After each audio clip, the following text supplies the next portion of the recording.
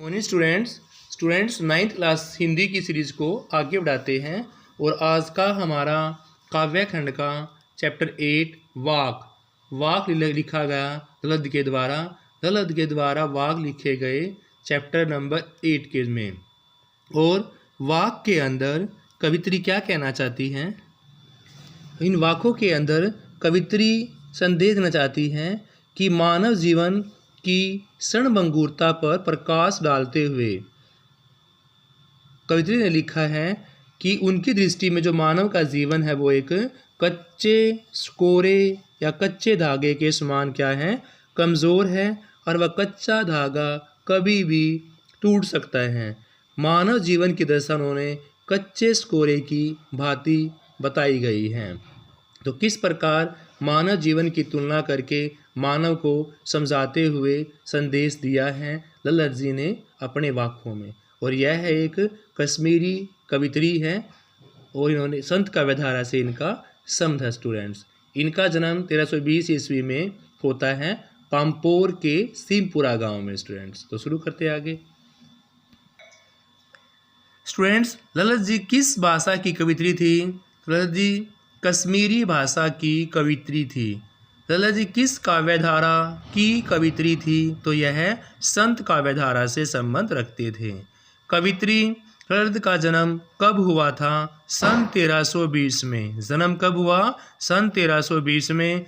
ललत जी का जन्म किस जिले में हुआ था? पामपोर जिले में। किस जिले में हुआ था? पामपोर जिले में। कवित्री ललत जी का देहांत कब हुआ था? सन 1391 में।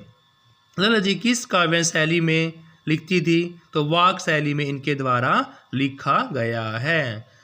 ललत जी किस काव्य धारा की यानी कि किस भाषा की कवित्री मानी गई हैं? तो कश्मीरी।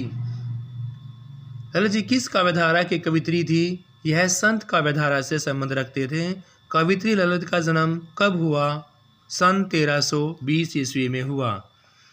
इनका जन्म किस जिले में हुआ? पामपोर जिले के अंदर इनका जन्म हुआ। स्टूडेंट्स, और कब हुआ? 1391 ईस्वी में हुआ। किस देहांत 1391 ईस्वी में हुआ स्टूडेंट्स, और जन्म कब हुआ? 1320 ईस्वी में। किस काव्य शैली में लिखा करते थे? वाक शैली में। स्टूडेंट्स, ललित के वाकों का संबंध किस से है? तो इनके वाकों का संबंध मानव के जीवन से संबंध रखता है। नेक्स्ट है, ललित जी ने किसका कड़ा विरोध किया है? तो ललित जी ने धार्मिक आडंबरों का खुलकर विरोध किया है। ललित जी ने किस मार्ग पर चलने का उपदेश दिया? तो भक्ति के मार्ग पर चलने का उपदेश दिया। कवित्री ललित जी के जीवन में सबसे मूल्यवान किसे बताया? प्रेम को सबसे मूल्यवान बताया है।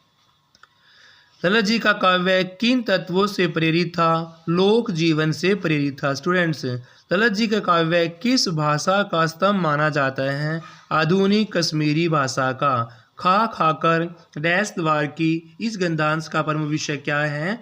इनका विषय है बाहरीय आडंबरों का विरोध। ललित जी ने किसका कड़ा विरोध किया है? तो धार्मिक आडंबरों का खुलकर विरोध इनके द्वारा किया गया।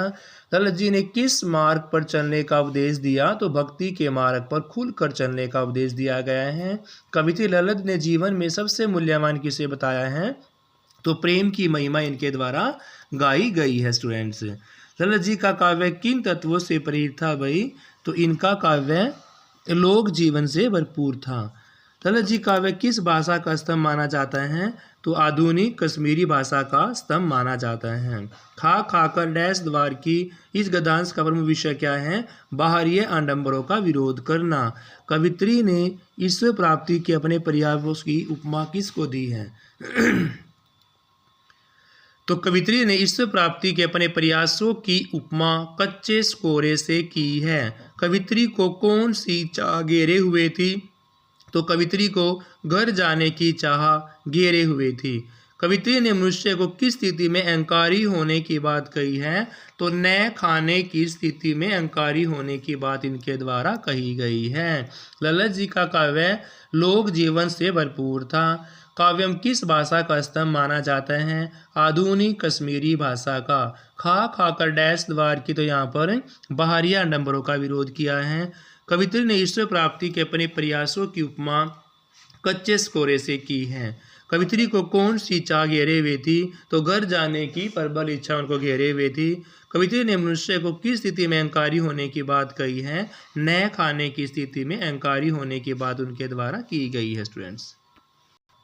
नेक्स्ट क्वेश्चन है, कवित्री के अनुसार समभावी कैसे बन जाते हैं? तो कवित्री के अनुसार समभावी सबके समान व्यवहार करने से हम समभावी बन जाते हैं। खुलेगी सांकल बंद द्वार की में किस द्वार की ओर संकेत किया गया है भाई?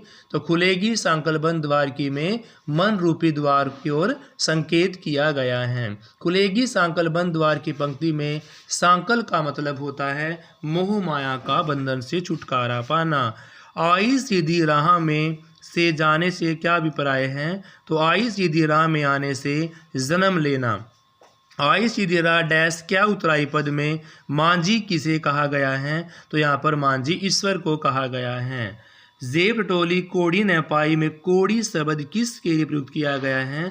तो यहाँ पर कोड़ी शब्द जो है वो सदकर्मों के लिए प्रयुक्त किया गया है। ललित के अनुसार शिव या परमात्मा कहाँ बसता है? तो वह हर स्थान पर बसते हैं स्टूडेंट्स। कवित्री के अनुसार समभावी कैसे बन सकते हैं? सबके समान व्यवहार करने से। खुलेगी सांकल बंद द्वार की में किस द्वार की ओर संकेत किया गया है? तो मन रूपी द्वार की ओर संकेत किया गया है। खुलेगी सांकल बंद द्वार की पंक्ति में सांकल से क्या अभिप्राय है? मोह माया के बंधन से। आई सीधी राह से में क्या से क्या अभिप्राय है?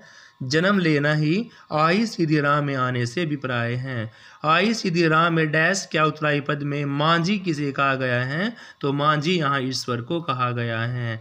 जेब टटोली कोड़ी न पाए में कोड़ी शब्द किस प्रयुक्त किया गया है? तो कोड़ी यहाँ सदकर्मों के लिए प्रयुक्त किया गया है।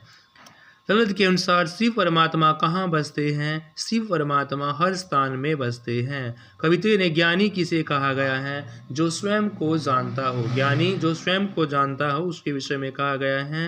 ललित ने ईश्वर की पहचान क्या बताई गई है? आत्मा की पहचान ही इनके द्वारा बताई गई है स्टूडेंट्स। रस्सी कच्ची धागे की कहने के पीछे कवित्री का क्या आशय है?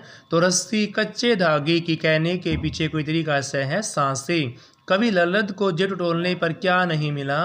तो कवि ललित जी को जेब टटोलने पर कोड़ी कुछ नहीं मिली। संसार के कण कण में किसका वास है? तो संसार के कण कण में शिव का परमात्मा का वास है स्टूडेंट्स। रस्सी कच्चे धागे की कहने के पीछे कवित्री का क्या आशय है? तो यहाँ पर सांसे को ही कहने का आशय बनाया गया है। कवि ललित जी को टटोलने पर क्या नहीं मिला? तो कोड़ी भी उनके द्वारा नहीं मिली, कुछ नहीं मिला, यानी कि संसार के कण कण में किसका वास है? तो शिव का वास है स्टूडेंट्स। तो स्टूडेंट्स ये लेसन भी हमारा कंप्लीट होता है। Thank you students, have a nice day, please like share.